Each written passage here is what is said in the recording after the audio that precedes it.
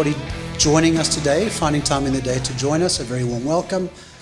Our guests, which include our sellers, buyers, brokers, observers, and also a very, very big warm welcome to my entire team that is joining us from the various regions, the offices down in KwaZulu-Natal, Western Cape. We have our end-of-year function tomorrow, which is justly deserved. I think our team has put an exceptional amount of work in this year, and I'm certainly very proud of the continued contribution we have to the auction space in our leadership role. We were going to make an introduction to some of our shareholders, but I see they are not quite yet in the room, so I'm going to skip past that. Straight to the introduction to Adrian. Adrian has given us the privilege of his thought leadership on 2 occasions already, last year, this year, and now this will be the 3rd occasion. So I've been told that I'm Adrian's greatest fan. I am, and I know that a lot of you in the audience are appreciative of his contribution to contemporary thinking, innovation, and disruptive thinking. Adrian currently, and has been for a number of years, the Professor for Economics, Finance and Strategy at GIBS, Gordon Institute of Business Science, where he was the founding director of CAM, it's Council for Centre for African Markets and Management, correct? Adrian has had a very accomplished and successful career in the private sector and business, and recently returned to his entrepreneurial roots, 2023, founding Boundless World, focused on capital markets, business model innovation, and growth strategy. And today, he's going to draw on a lot of that experience to talk about building brilliance. And today we're talking about harnessing new models, markets, and mindsets. And I think this is a great way to move into 2025, some perspective on what to come as we see 2024 in the rearview mirror. So Adrian, I'm looking forward to a lot of your thought leadership and insights again today. We will provide for a short period of Q&A afterwards, because I know a lot of the audience members would like to put questions to Adrian. We'll have about 5 to 10 minutes, and we are hoping to start the auction at 12:30 sharp. So Adrian, if I can extend a warm welcome again to you to the podium. Thanks, Adrian. Thank you, Greg. You take that. Cool. Afternoon, everyone. It's really good to be back with you, and even better to be back with you after the predictions or suggestions I made at the last presentation in the mid part of this year about what the end of 2024 might look like. And much of that has come to pass. So I'm going to do something even more unusual than in the middle part of this year, when I was quite upbeat about the prospects for the domestic market. I'm going to be even more upbeat. So an economist who is not going to depress you. That's a very unusual animal. But first I must declare my conflicts of interest. Greg says he's one of my fans. I'm a huge fan back. There's a proper bromance going on here. Because at the end of August, he helped me tick off a bucket list. I was incredibly privileged to be the guest of High Street Auction to watch the Springboks play the All Blacks at Ellis Park. So there's my declaration of conflict of interest. Right, building brilliance. This is supposed to be really clever because in the title we've got a reference to buildings.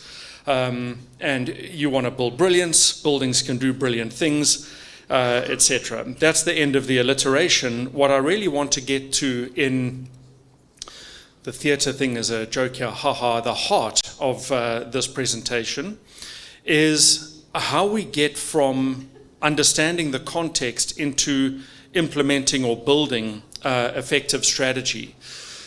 And to me, that's the big issue for business as we go into 2025, for really just 2 simple reasons. The first is that the biggest determinant of aggregate business performance is the context in which you are working.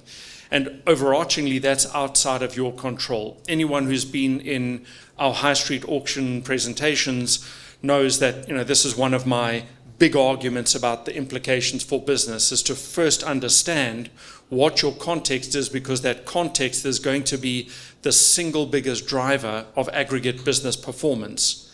That then presents us with a response or an opportunity to react, and that is, what do we do back as business, as executives, as capital allocators? This is a really important consideration. You've had a chance to skim through the text here, and Kaplan and Norton, in a very famous piece of research, suggest that overarchingly, about 95% of businesses simply don't deliver on what their business strategy suggests. That they've got big words, grand ideas, and they just don't get there. And their quip then is that strategy is where the rubber hits the sky, as opposed to the imperative of rubber hitting the road. This gives me a chance to talk about my work in understanding business performance. Greg made reference to Boundless World. You did a lovely intro. I've got to rewind and go and get those three clips that you've got. But Boundless World is set up to help businesses identify new markets, new business models, where to go, how to go, and to interrogate that opportunity. One of the biggest pieces of equipment that we've got in this is understanding the attributes of businesses that have been successful historically. Now here, the business literature has, in the aggregate, performed a massive con. That what you have been told in some of the greatest business books are stories that confuse luck and skill.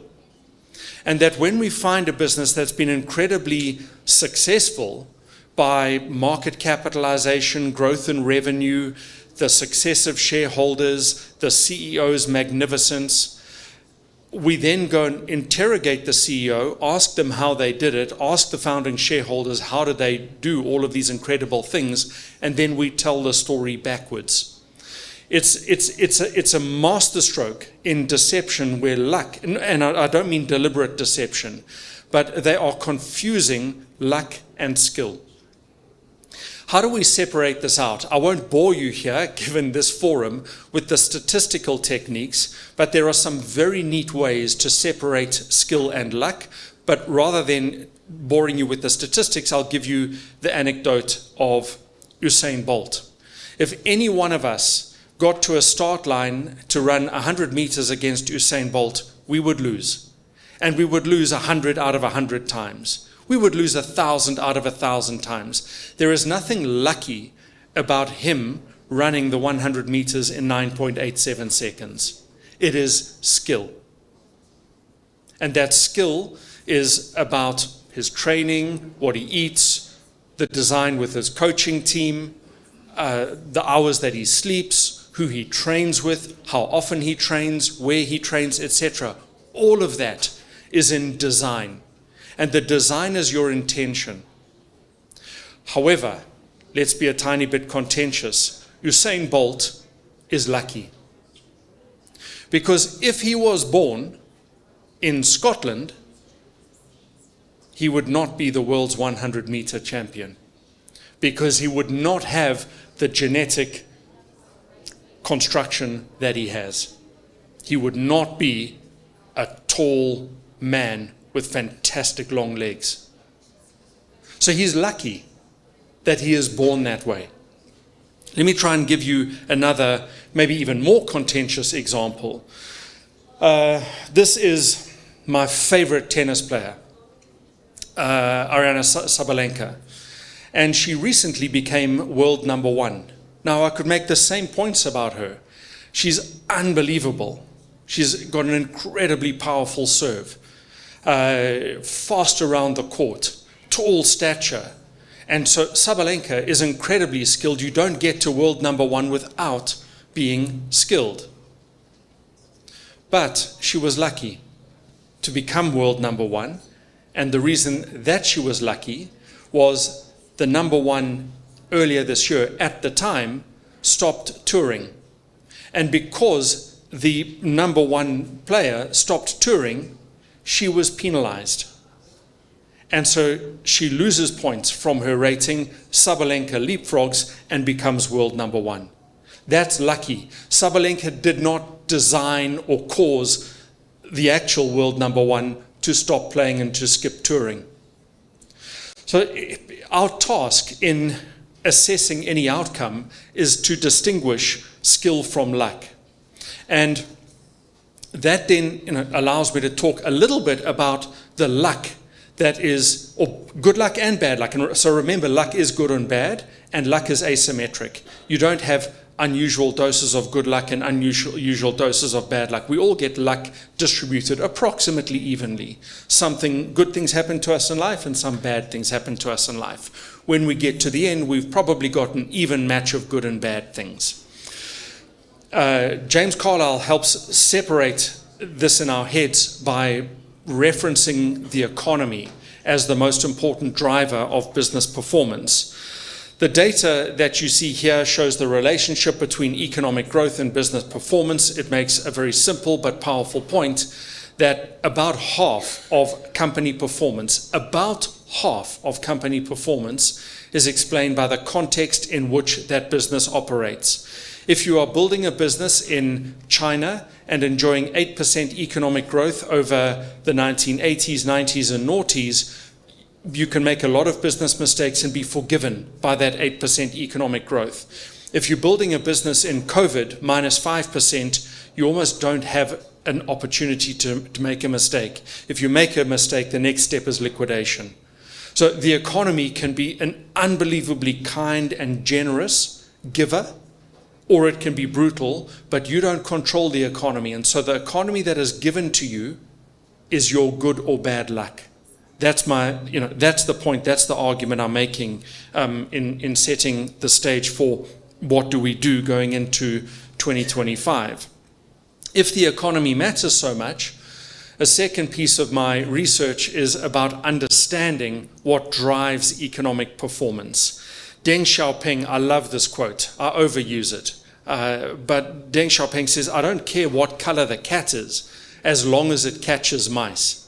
Now, this is where many economists and strategists get caught in their heads trying to build incredibly powerful explanatory models of economies, and they do all of the theorizing and they ignore the data.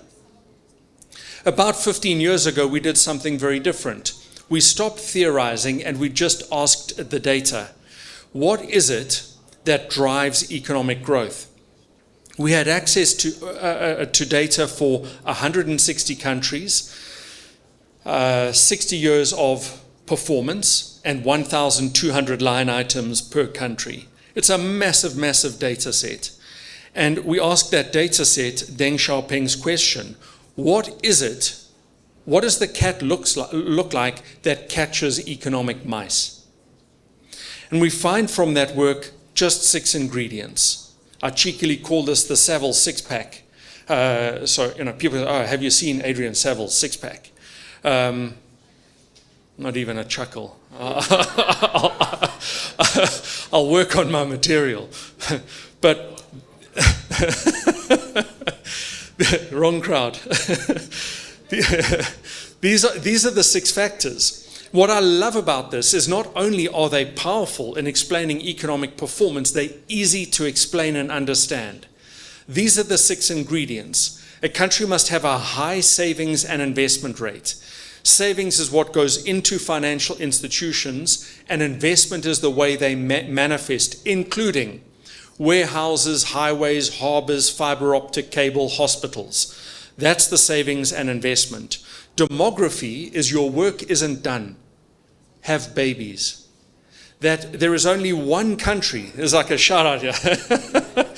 There is only one country that is transformed without babies, and that is China. China is the exception. Every other country that has achieved elevated growth is a country that has more people coming into the workforce, i.e. babies, than going into retirement. Education and healthcare probably speak for themselves. Openness, we'll come to Donald Trump in a second, but openness is, there is no country that has become successful by locking themselves away from the world. But openness requires functional win-win outcomes. And then the 6th ingredient is policies and institutions. Policies great ideas, institutions that can implement those ideas. And we know what happens when those institutions evaporate. It's called state capture.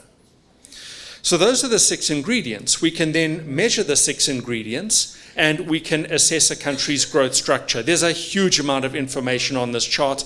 I've put it here really just for me to make the point, but the charts will be shared afterwards. You've perhaps had an opportunity to just quickly scan. You find South Africa, and South Africa is a 2% growth structure. So notwithstanding the fact that our policymakers talk about 5.4% economic growth, South Africa is in the business of delivering 2% economic growth. And that is our structure. We've been a little bit more feeble than that over the last decade or so under Zuma and then Ramaphosa, where the average growth rate over the last 10 years is just under 1%. It's very feeble. And you've been trying to build businesses with this missing growth structure. So what's mattered to your businesses much more over the last 10 years is strategy, not economy. And the fact that South Africa is not about to become a powerful growth economy anytime soon means that strategy continues to carry the game. Strategy carries the day for your businesses. That is where we need to pay attention. Having said that, I hear myself quickly becoming a little bit pessimistic. It's by no means doomsday stuff. There have been a huge amount of disruptions that we've had to wrestle with over the course of the last 12 months. Mexico is just a fantastic case in point of how spectacular change can be. A conservative Catholic society, that's the top left picture, a conservative Catholic society has voted a Jewish woman in as head of state, Claudia Sheinbaum. So, if you can vote Trump, we've got other exceptions. There's lots of other things going on, distress or disinterest in Europe, the saber-rattling China-Taiwan, the fact that the Fed hasn't cut interest rates by anywhere close to what was speculated, and so on. And then this big outcome a couple of weeks back, where it really was the flipping of a coin, but a slightly uneven coin, because I don't think that Kamala was up in a fair race. She came to the race late. She had been set up for loss rather than victory, and Trump is just a showman of the most incredible caliber. And he doesn't win. He absolutely thumps Kamala in becoming the 47th president. And we quickly get into now, what does the world look like under Trump? Whether you love him or hate him, and few people are lukewarm on Trump. There's no middle people on Trump. It's either here or there. Whether you love him or hate him, he will be head of state for the US, and he will implement his policies, probably nowhere remotely as dramatically as he did on the election campaign. But you can expect under Trump a couple of things. He says his favorite word is tariffs, and so he will protect the United States. And then he tells the energy giants, drill, baby, drill. And so the environment is put into second place as we go back for carbon. That's what a world starts to look like under Trump. Now, let me go to a piece of story, and we can bring this to business implications. 100 years ago, the expedition of Amundsen and Scott in their race to the South Pole, the one man achieves the South Pole, raises a flag for Norway, and returns safely. The other man dies with his entire team on that South Pole expedition. Scott blames the weather, and Amundsen understands the weather. That's the story for strategy. Shackleton, a few years after, said that he was going to spend the whole of winter at the South Pole. He was going to overwinter at the South Pole. What grips a person to want to do this? That's another question altogether. But disaster strikes. The ice shelves start to crush their ship. Their ship is eventually crushed entirely, sinks. And in watching this from a distance with his team, Shackleton lowers the binoculars and turns to the team and says, "Well, boys," it's men, "well, boys, she's gone. And now we'll go home." So the context is out of your control. You can't change the South African circumstance. What you do about it is inside of your control. Amundsen brings his entire team home to safety. Shackleton brings his entire team home to safety. That's the call to action. That's the call to action. So what do we do? Well, if we do the same thing as everyone else, it is unlikely to translate into success. Here's a really interesting piece of work from Ivan Toft, who shows the outcome of war, not glamorizing war, but the outcome of war in a 200-year study. And 1800 to 1998, the strong actor beats the weak actor 71% of the time. If you go with more guns, you win. That's what happens over 200 years. Then look at the more granular charts, which shows what happens when we look at 50-year pockets. Early on, if you go with more guns, you win. More recently, if you go with more guns, the big actor, you lose. And why have the big actors been losing? Because the small actors have been using what we call opposing strategies. They don't try and copy the big actor, they do something entirely different. And the big actor simply doesn't have the capability to respond. Think of Ukraine, Russia as a case in point. Putin said it would be over in 6 weeks. Here we are, coming up for 3 years later. So we can find lots of illustrations or examples from business history. Sport history is also another great place to go to Usain Bolt, Ariana Sabalenka, or someone like Ali, who tells us about what opposing strategies look like. Because although Ali is a champion for most of his history, when he eventually fights in the famous Rumble in the Jungle with George Foreman, Ali should have lost. Everything says Ali should lose, except he doesn't lose. He beats George Foreman in the 8th round, knocking the man out and reclaiming his world heavyweight title. And he does this with a very deliberate opposing strategy. And so I think that's the call to action for business. I've got lots of words here. In the interest of time, I'll leave those words and just use my case examples to make the points. A fantastic example is Singapore Post. I just had the good fortune of being in Singapore a couple of weeks back. And the South African Post Office is dead. Singapore Post Office is alive and well and profitable. The Singapore Post Office is open 7 days a week, 24 hours a day. And if you order something from the Singapore Post Office, they will deliver it within 60 minutes. Not ShopRite. Huh? 60, Singapore Post Office showed them the way. And so that, we can learn by watching others. And what on earth is the Singapore Post Office delivering? They partner with Alibaba, which is one of the world's largest online retailers. And they turn the Singapore Post Office into Alibaba warehouses. And how does Singapore Post Office get there first? They embrace email. Email killed the South African Post Office. Singapore Post Office embraces it and they thrive. It's an opposing strategy. A similar but different example to celebrate Singapore. I had the incredible privilege of being in a presentation with Piyush Gupta. He runs is a good Gupta. He runs the Development Bank of Singapore. And the Development Bank of Singapore is an old-fashioned traditional bank with retail customers filling out forms. And he digitizes the bank. Today, this is one of the most digitized traditional banks in the world. Last year, they hired 600 people. 4 of them are coders, data scientists, programmers. And Piyush Gupta says the way that they figure out what to do is with a constant fascination with what's going wrong and how do we fix it.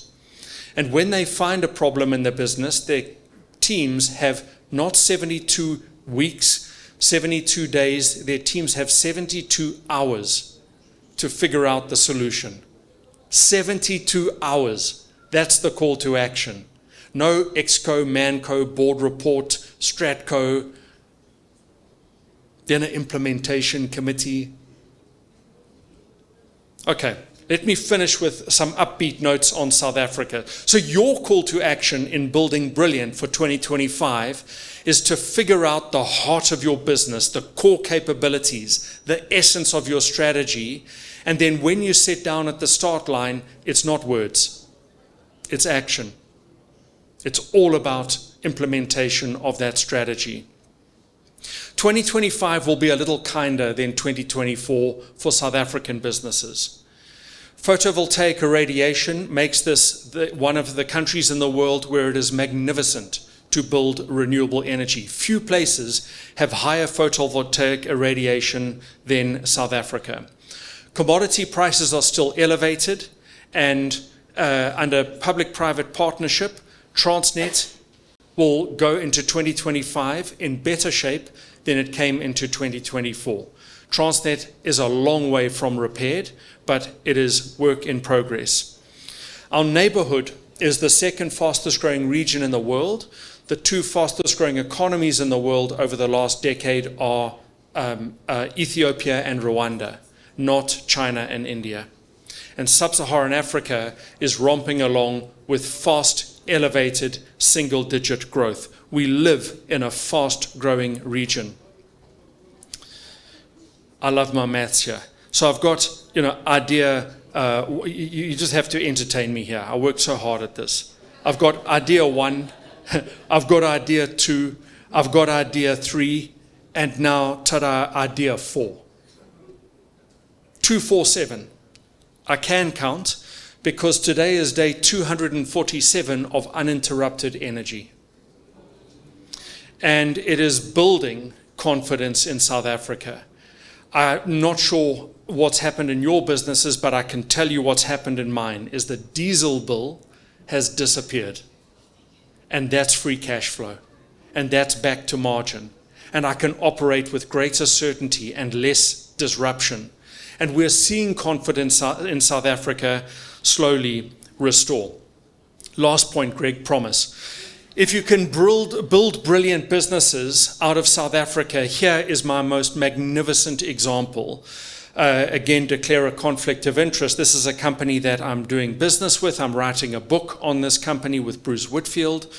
The business is called Time Bank. It's started in South Africa by Chart van der Walt and Konrad Jonker. It's a digital bank. You won't find a Time Bank branch. You will find a Time Bank kiosk in Pick n Pay or Foschini or ZCC where you can open your bank account. It will take you 5 minutes to open your bank account. You do not need a single piece of paper.